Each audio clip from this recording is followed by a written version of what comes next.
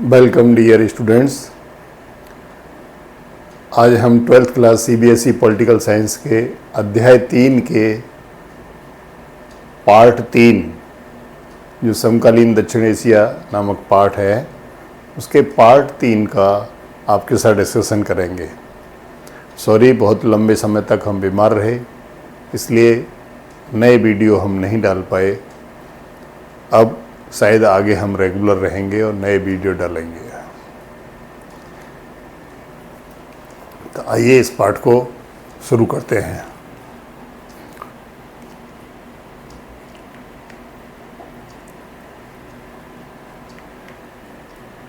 देखिए, ये पार्ट 3 का पाठ प्रत्यय है भारत पाकिस्तान संघर्ष। इसमें हम भारत और पाकिस्तान के बीच जो संघर्ष चल रहा है उसके बारे में अध्ययन करेंगे। भारत और उसके अन्य पड़ोसी देशों के बारे में अध्ययन करेंगे और शांति और सहयोग के लिए जो प्रयास किए जा रहे हैं उनको भी हम इस भाग में अध्ययन करेंगे। भारत पाकिस्तान संघर्ष। दक्षिण एशिया में भारत की केंद्रीय स्थिति होने के कारण बड़े संघर्षों का रिश्ता भी भारत से है, जिसमें सबसे प्रमुख और सर्वग्रासी संघर्ष भारत और पाकिस्तान के बीच है। देखिए, आपने दक्षिण एशिया के सभी 6-7 देशों को देखा है। पाकिस्तान है, पश्चिम में, पूर्व में बांग्लादेश है, भूटान है और उत्तर में नेपाल है। दक्षिण में देखें तो दक्षिण में श्रीलंका और मालदीव है। तो इन देशों के मध्य में भारत की जो स्थिति है वो केंद्रीय स्थिति है और ये सभी देश जो हैं उसके चारों तरफ फैले हुए हैं। लेकिन इनमें सबसे ज़्यादा जो भारत का संघर्ष जिससे होता है वो पाकिस्तान के साथ होता है। ठीक है, तो पाकिस्तान के संघर्ष का क्या कारण है? देखिए, विभाजन के तुरंत बाद दोनों देश कश्मीर के मसले पर लड़ पड़े और 1948 को 1965 के युद्ध से इस मसले का समाधान नहीं हुआ। जैसे ही विभाजन हुआ, भारत और पाकिस्तान के मध्य दो अलग अलग देश बने भारत के। तो विभाजन के तुरंत बाद ही पाकिस्तान ने अपनी सेना को गुरिल्लों के रूप में कश्मीर के ऊपर आक्रमण करवा दिया और मजबूरी में भारत को वहाँ अपनी सेना भेजनी पड़ी। तो 1948 में एक बहुत बड़ा युद्ध भारत और पाकिस्तान के मध्य हुआ, जो कि विभाजन के तुरंत बाद हुआ। उसके बाद फिर 1965 में भारत और पाकिस्तान के मध्य युद्ध हुआ। 1948 के युद्ध ने कश्मीर के 2 हिस्से कर दिए। जब 1948 यानी विभाजन के तुरंत बाद जो पाकिस्तान ने जो कार्रवाई की, अपनी सेना को रूप बदल करके भेज दिया कबायलियों के रूप में, तो उस समय पर पाकिस्तान ने कश्मीर का बहुत सा हिस्सा कब्जा लिया था। तो वह कश्मीर का हिस्सा आज भी पाकिस्तान के कब्जे में है और उसे पीओके कहा जाता है, यानी पाक अधिकृत कश्मीर कहा जाता है। ठीक, पाक ऑक्युपाइड कश्मीर, पीओके। जबकि दूसरा हिस्सा भारत का जम्मू कश्मीर प्रांत बना। ठीक है, और जो हिस्सा भारत के पास रह गया वो हिस्सा जम्मू कश्मीर प्रांत बना। सियाचिन ग्लेशियर पर नियंत्रण हथियारों की होड़ को लेकर भी भारत और पाकिस्तान के बीच तनातनी रहती है। सियाचिन ग्लेशियर जम्मू कश्मीर के उत्तर में हिमालयी क्षेत्र में है। ये बहुत ऊंचाई पर है और यहाँ पर वर्ष भर बर्फ पड़ती है। यहाँ तापमान -40-60 तक नीचे आ जाता है। ऐसी स्थिति में वहाँ भारत की सेना डटी हुई है। तो सियाचिन ग्लेशियर पर नियंत्रणता हथियारों की होड़ को लेकर भी भारत और पाकिस्तान के बीच हमेशा तनातनी बनी रहती है। देखिए, ये सियाचिन ग्लेशियर है। सियाचिन ग्लेशियर के ऊपर भारत की फौज है। भारत की फौज जो है यहाँ अपनी वेशभूषा में, पहाड़ों की बर्फ़ की वेशभूषा में टिकी हुई है। ठीक है, जिससे कि पाकिस्तान के लोग आकर के यहाँ कब्जा न कर लें। 1988 में भारत ने पोखरण में परमाणु परीक्षण किया। देखिए, एक 1974 में इंदिरा गांधी के समय पर परमाणु परीक्षण हुआ था, ठीक है, बुद्धा स्माइलिंग के नाम से। और एक दूसरा जो है 1998 में हुआ था,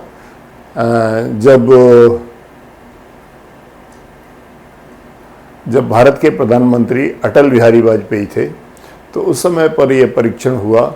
तो उस परीक्षण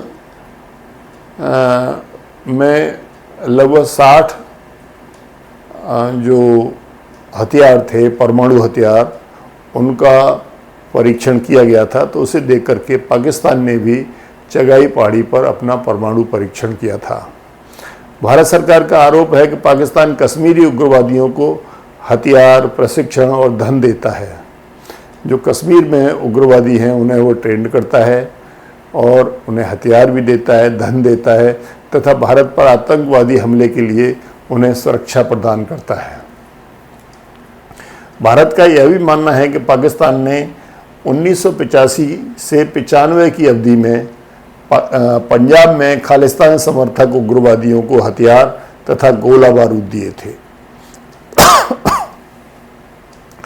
पंजाब में जो खालिस्तान समर्थक उग्रवादी थे उनको भी पाकिस्तान ने हथियार तथा गोला बारूद दिए। ये जो खालिस्तान समर्थक उग्रवादी थे, जो हमारे जो पंजाब है उसको खालिस्तान बनाना चाहते थे, तो 1985 से लेकर के 95 तक की अवधि तक ये जो है उग्रवादियों का पंजाब में बहुत बड़ा अभियान चला था।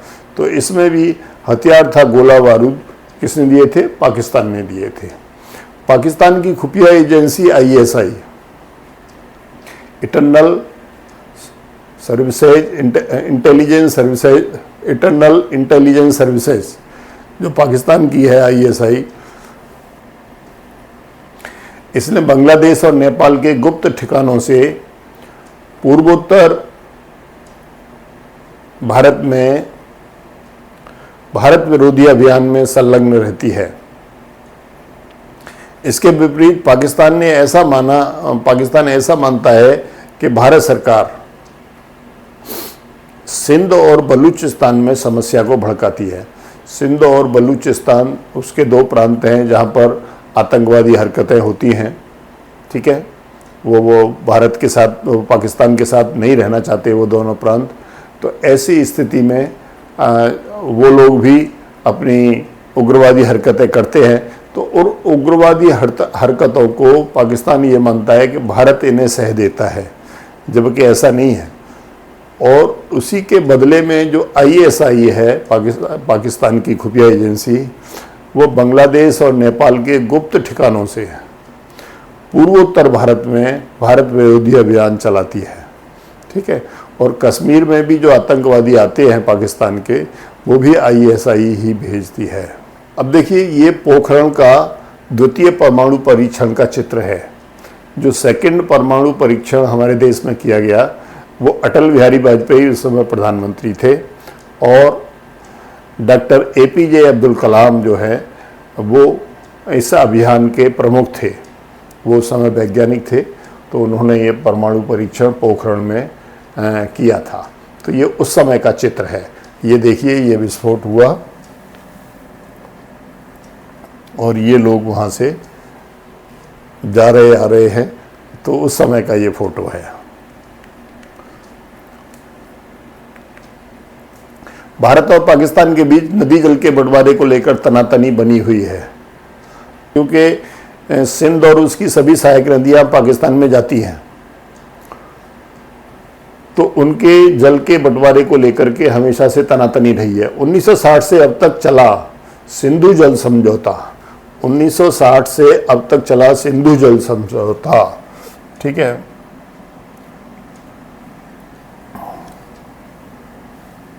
सिंधु जल समझौता कब का? 1960 का। अब सस्पेंड कर दिया गया है क्योंकि पाकिस्तान अपनी आतंकवादी गतिविधियों से बाज नहीं आ रहा है, ठीक है। वो अभी अभी बिल्कुल निकट में ही देखा होगा, पहलगाम में उसने हमारे 26-27 लोगों को मार दिया और उनकी महिलाओं को छोड़ दिया। तो ये आतंकवादी हरकतें पाकिस्तान करता रहता है।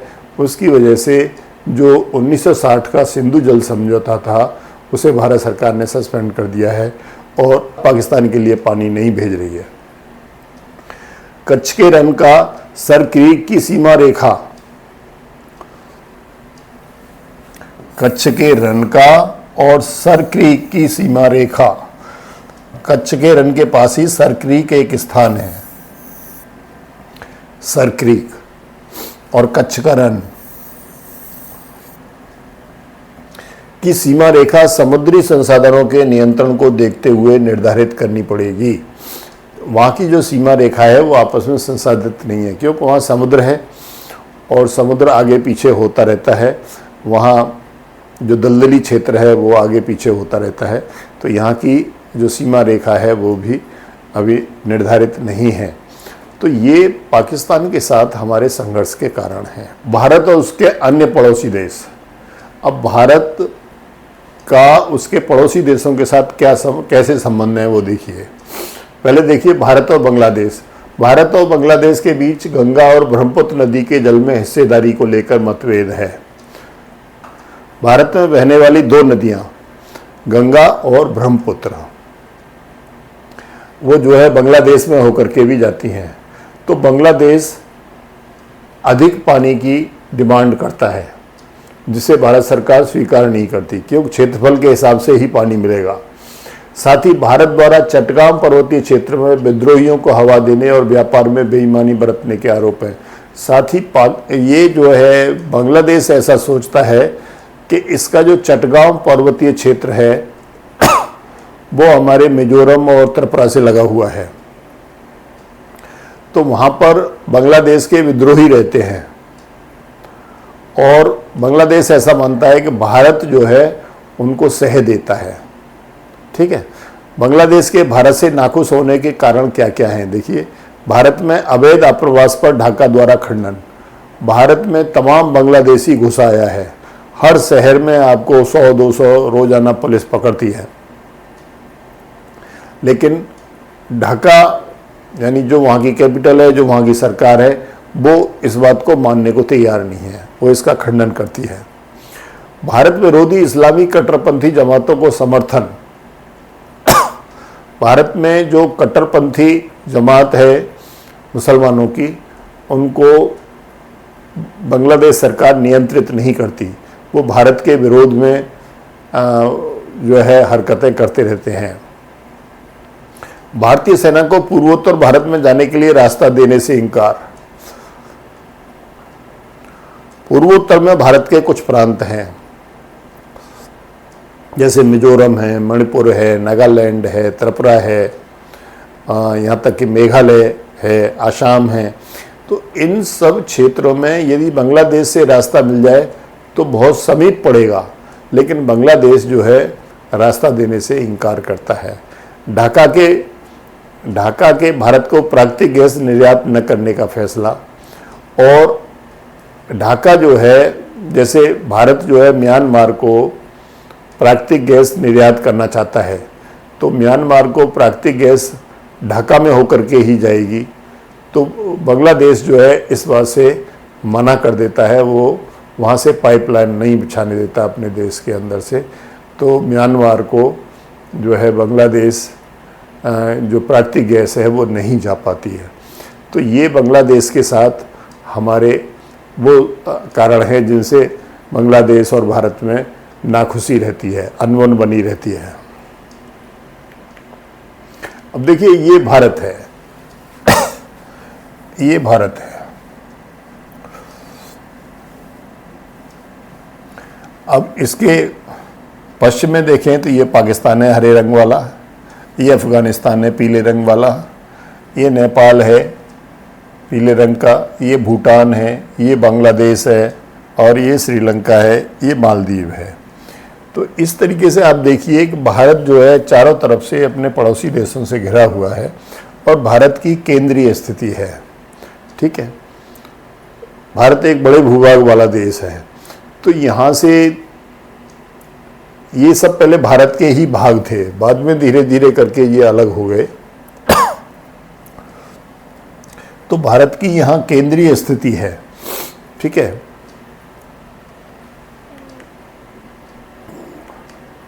भारत बांग्लादेश के संबंध कैसे हैं देखिए। विवादों के बावजूद भारत और बांग्लादेश कई मसलों पर सहयोग करते हैं। पिछले 20 वर्षों में दोनों के व्यापारिक संबंध सुधरे हैं। भारत की लुक ईस्ट और एक्ट ईस्ट नीति का बांग्लादेश हिस्सा है। भारत सरकार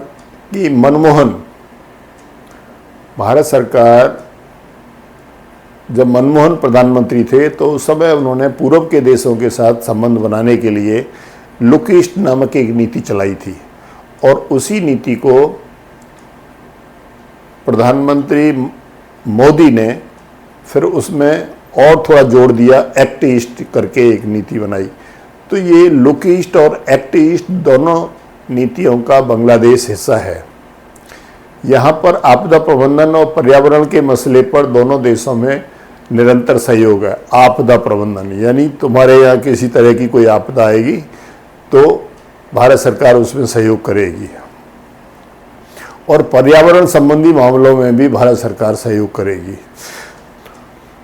2015 में दोनों ने कुछ परिक्षेत्रों का आदान प्रदान किया है, यानी कुछ क्षेत्र ऐसे हैं जो बांग्लादेश को दिए गए हैं और कुछ क्षेत्र ऐसे हैं जो बांग्लादेश से भारत को दिए गए हैं 2015 में। दोनों देश साझा खतरों को पहचानकर एक दूसरे की जरूरत के प्रति ज़्यादा संवेदनशीलता बरतकर सहयोग को बढ़ा रहे हैं, ठीक है। साझा खतरे हैं क्योंकि दोनों देश पड़ोसी हैं, तो दोनों के खतरे भी साझा हैं, तो उन्हें पहचानते हुए वे ज़्यादा संवेदनशीलता बरत करके अपने आपसी जो सहयोग है उसको बढ़ाने में लगे हुए हैं। अब देखिए भारत और नेपाल के संबंध।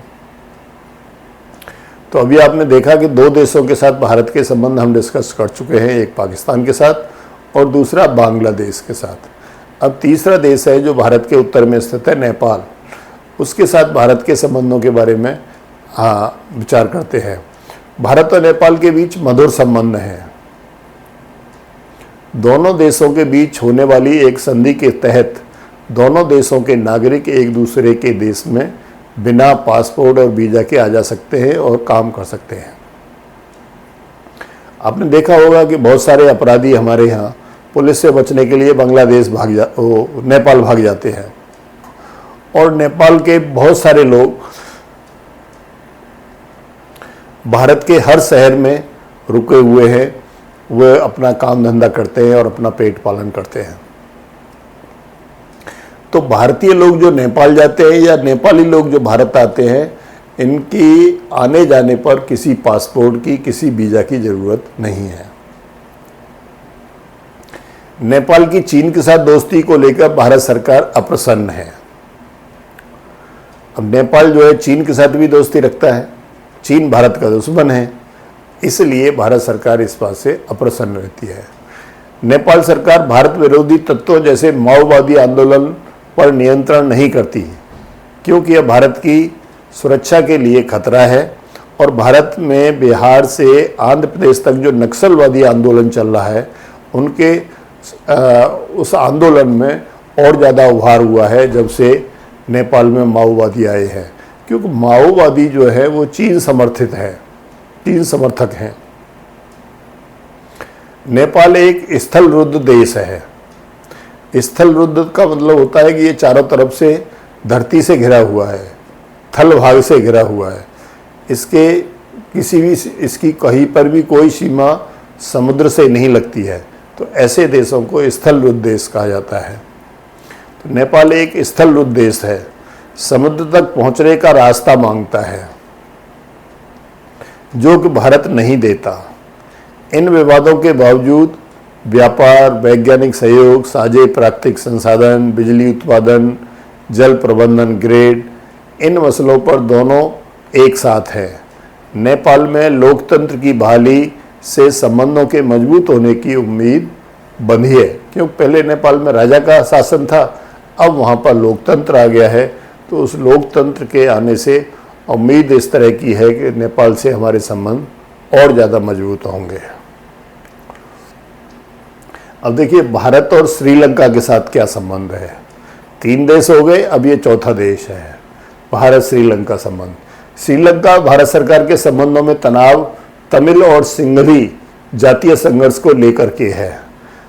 श्रीलंका में 2 जातियों का समूह रहता है, एक सिंघली जो लगभग 80% है और दूसरे तमिल जो लगभग 20% है।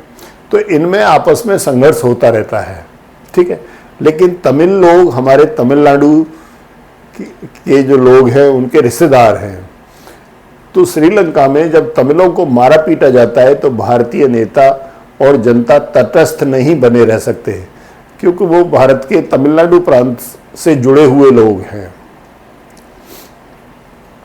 भारत ने श्रीलंका के साथ मुक्त व्यापार समझौता किया हुआ है, ठीक है। कौन सा समझौता? मुक्त व्यापार समझौता, फ्री ट्रेड एग्रीमेंट, मुक्त व्यापार समझौता किया हुआ है। इसमें क्या है कि दोनों देश एक दूसरे को सीमा पर कर नहीं चुकाते हैं, इन पर कोई एक्सपोर्ट इंपोर्ट ड्यूटी नहीं लगती, ठीक है। तो इसे फ्री ट्रेड एग्रीमेंट कहा जाता है। सुनामी के समय श्रीलंका की तबाही के पुनर्निर्माण में भारत ने मदद की थी। जब सुनामी आई थी तो आप जानते हैं कि श्रीलंका एक छोटा सा टापू है, वो चारों तरफ से समुद्र से डूब गया था, वहाँ बहुत बर्बादी हुई। तो उस बर्बादी में उसका पुनर्निर्माण करने में भारत सरकार ने जो है श्रीलंका की मदद की थी। 1987 के सैन्य हस्तक्षेप के बाद से भारत सरकार श्रीलंका के अंदरूनी मामलों में असंलग्नता की नीति पर अमल कर रही है। 1947 में भारत सरकार ने इन तमिलों के और सिंघलियों के संघर्ष को कंट्रोल करने के लिए, नियंत्रित करने के लिए अपनी सेना भेजी थी, जो 89 में वापस बुला ली गई थी, ठीक है, क्योंकि वहाँ की जनता ने इसको स्वीकार नहीं किया था। तो तब से जो श्रीलंका के अंदरूनी मामले हैं उनमें हम किसी भी तरह की कोई दखलंदाजी नहीं करते, असंलग्नता की नीति पर अमल करते हैं। देखिए ये जिस समय श्रीलंका में सुनामी आई थी उस समय ऐसी तोड़फोड़ हुई थी श्रीलंका में, ये सभी चित्र जो है उसी समय के हैं। तो इस तोड़ फोड़ से का पुनर्निर्माण करने के लिए भारत सरकार ने श्रीलंका की मदद की। भारत भूटान संबंध और भारत मालदीव संबंध। भूटान भी भारत के उत्तर में है, नेपाल से पूर्व की ओर, ठीक है। तो भारत के भूटान के साथ बहुत अच्छे संबंध हैं, उसके साथ कोई बड़ा झगड़ा नहीं है। और पूर्वोत्तर के उग्रवादियों और गुरिल्लों को भूटान ने अपने क्षेत्र से खदेड़ दिया है। भूटान ने जो हमारे पूर्वोत्तर के राज्य हैं उनमें जो उग्रवादी थे वो भूटान में जाकर के छिप जाते थे, ठीक है। तो भूटान सरकार ने उनको अपने क्षेत्र से खदेड़ दिया है, भगा दिया है। भारत भूटान में पनबिजली की बड़ी परियोजना में हाथ बटा रहा है। भारत जो है भूटान के विकास के लिए वहाँ पनबिजली योजना चला रहा है, ठीक है।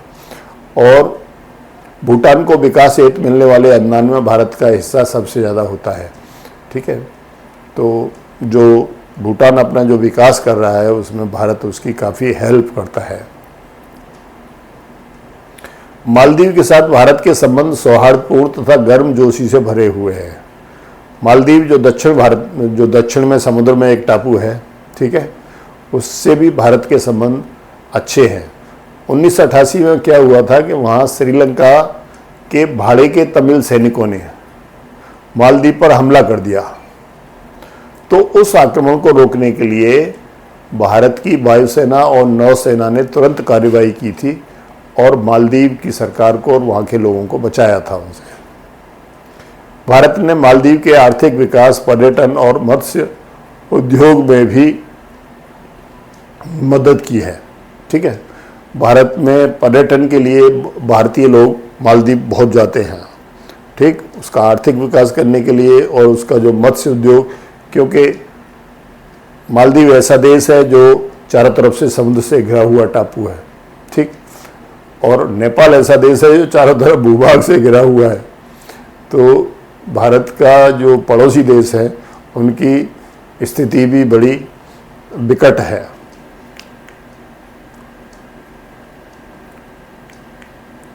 अब देखिए, ये भारत और भूटान के बीच जो साझा पन बिजली योजना बनी है, पानी को इकट्ठा करके, ठीक है, और उसे बिजली बनाने की जो योजना बनी है, उसका ये एक चित्र है। दक्षेस, South Asia Association for Regional Cooperation, यानी SAARC, South Asia Association of Regional Cooperation, ठीक, इसको हिंदी में दक्षेस कहा जाता है, ठीक है, और इंग्लिश में इसे सार्क कहा जाता है, ठीक है। तो ये भारत और उसके ये सभी पड़ोसी देश जिनका अभी हमने विवरण किया है, इन सभी पड़ोसी देशों और भारत ने मिलकर के इस संगठन को बनाया है। दक्षिण एशिया के देश सिर्फ आपस में लड़ते झगड़ते ही नहीं रहते, बल्कि शांति के लिए द्विपक्षीय व क्षेत्रीय स्तर पर प्रयास भी करते हैं। सार्क एक ऐसा ही संगठन है, इसकी शुरुआत 1985 में हुई। तो दक्षिण एशिया के सभी देशों ने आपस में मिलकर के शांति और सहयोग के लिए एक संगठन बनाया, जिसे सार्क कहते हैं या दक्षेस कहते हैं। इस संगठन का मतलब है south Asian association for Regional Cooperation, यानी क्षेत्रीय सहयोग। क्षेत्रीय सहयोग की यह एक एसोसिएशन है साउथ एशियन कंट्रीज की, उसे सार्क कहते हैं। दुर्भाग्य से विभेदों की मौजूदगी के कारण सार्क को ज़्यादा सफलता नहीं मिली। विभेदों की मौजूदगी किसकी वजह से सफलता नहीं मिली? जो विभेद हैं,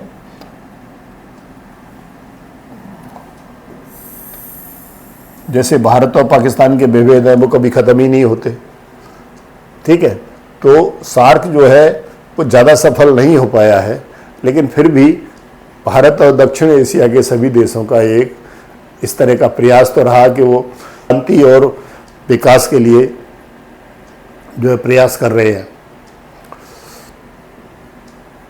फिर भी 2002 में दक्षिण एशियाई मुक्त व्यापार क्षेत्र समझौता साफ्टा पर दस्तखत हुए और वहाँ पर साफ्टा का प्रस्ताव पारित हुआ। साफ्टा का मतलब है south Asia free trade area, अर्थात दक्षिण एशिया के जो देश हैं वो मुक्त व्यापार समझौता करेंगे, यानी पूरा दक्षिण एशिया के सभी देश भारत के साथ मिलकर वो जो है एक मुक्त व्यापार क्षेत्र बनाएंगे सार्क देशों को। तो इस तरह का एक समझौता हुआ जिसे साफ्टा कहा जाता है। ये 2002 में।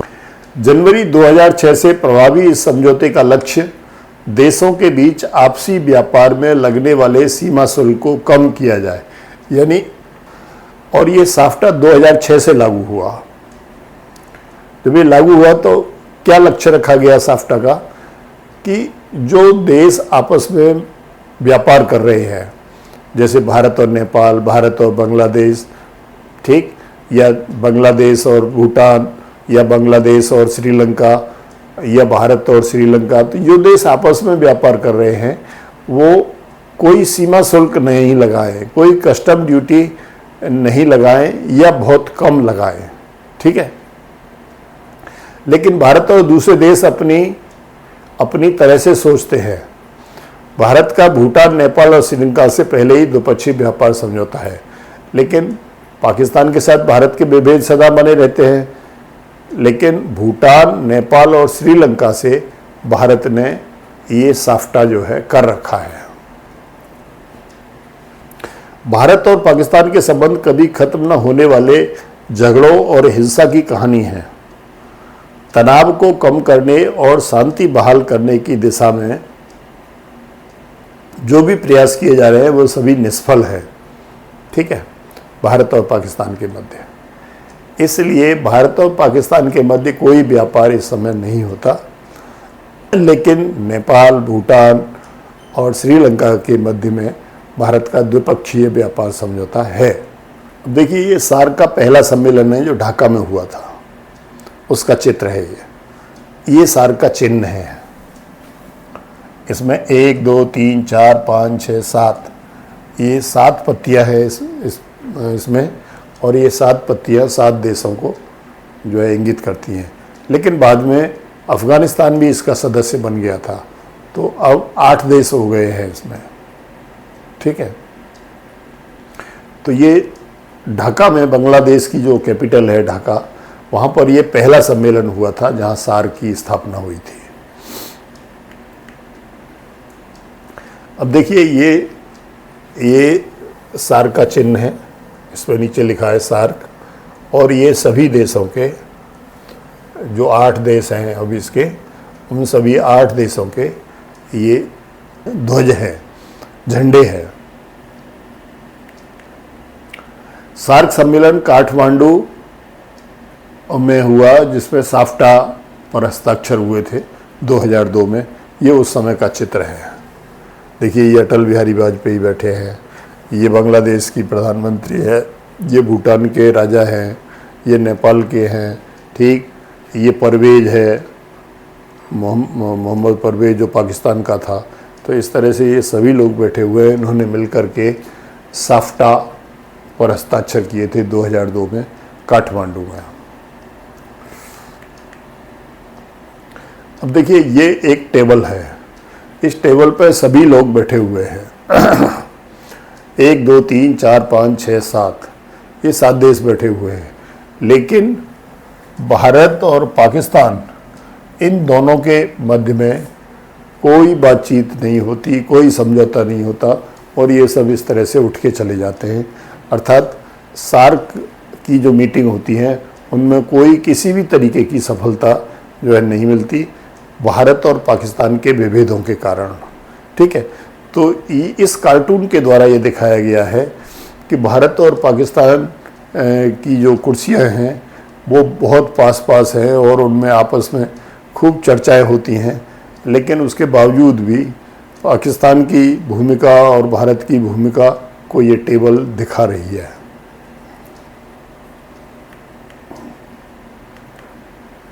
चीन और संयुक्त राज्य अमेरिका दक्षिण एशिया की राजनीति में अहम भूमिका निभाते हैं।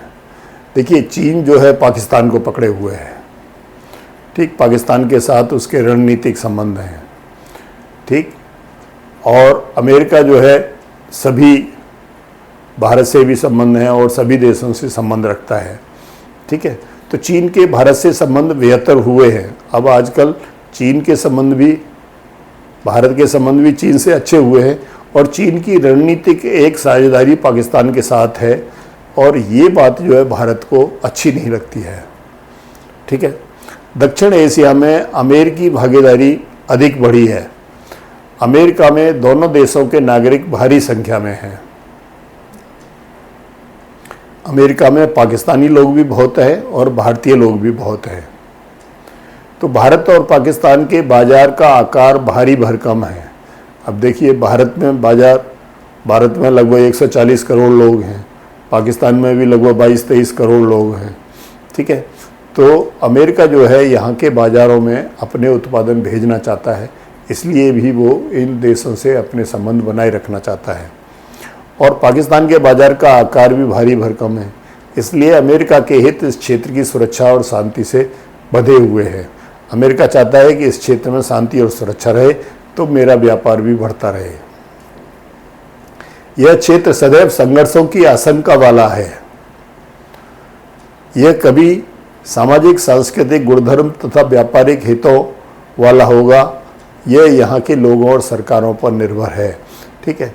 कभी आपस में इन सब सरकारों में और यहाँ के लोगों में जो सांस्कृतिक गुणधर्म हैं, सामाजिक सांस्कृतिक गुणधर्म हैं, वो और व्यापारिक हित, इनको ध्यान में रखते हुए संघर्ष समाप्त होगा, और सार्क जो संगठन बना है उससे क्षेत्रीय सहयोग की भावना इन देशों की सरकारों और यहाँ के लोगों में कभी पनपेगी ऐसा सब लोग मान करके चलते हैं।